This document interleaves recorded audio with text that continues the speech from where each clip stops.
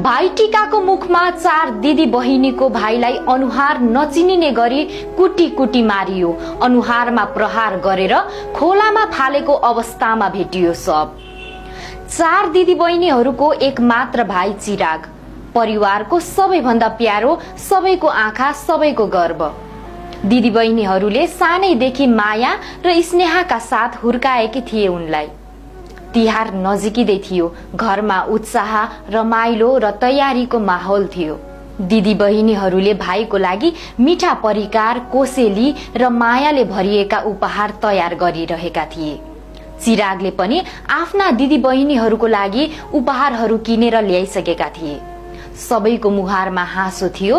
तर तिहारको 2 दिन अघि बिहान सबै कुरा बदलियो। त्यो दिन चिराग हतारमा अफिस जाने तयारी गर्दै थिए। नखाएका खाना, बाँध्न बाँकी जुत्ताको तुना र ओठमा एउटा वाक्य, मलाई हतार छ, काममा जानु छ, मलाई फोन नगर्नु भनेर घरबाट निस्के। परिवारले खाना खाएर जान भने पनि उनले नखाई निस्किए। तर त्यो नै अन्तिम भेट भयो। दिउँसोदेखि दिदी बहिनीहरूले फोन गरे तर फोन उठेन। बेलुकासम्म पनि घर फर्किएनन्। डर र चिन्ताले सबैको मुटु काप्न थाल्यो। परिवारले प्रहरीमा खबर गर्यो। खोजी चल्यो तर कतै कहीँ पत्ता लागेन।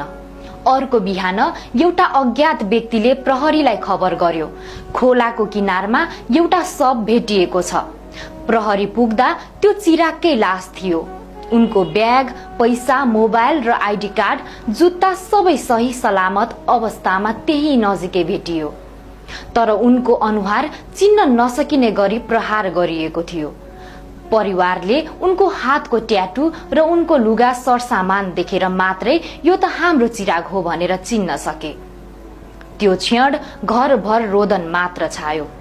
आमा बेहोस भइन्। बुबा छोराको लास हेर्न सकेका छैनन्, मौन छन्, केही बोल्न पनि सकेका छैनन्।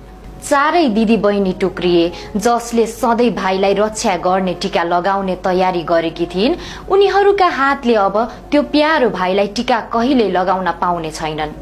आँखामा आँसु रुदा रुदा सुकेको छ। तिहार अब त्यो परिवारका लागि खुसी होइन, पीडाको सम्झना बन्यो। हाल चिरागको शवको पोस्टमार्टम भइरहेको छ।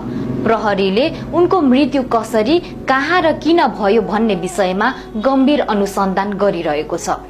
आशंका धेरै छन् तर सत्य अझै खुल्न बाँकी छ।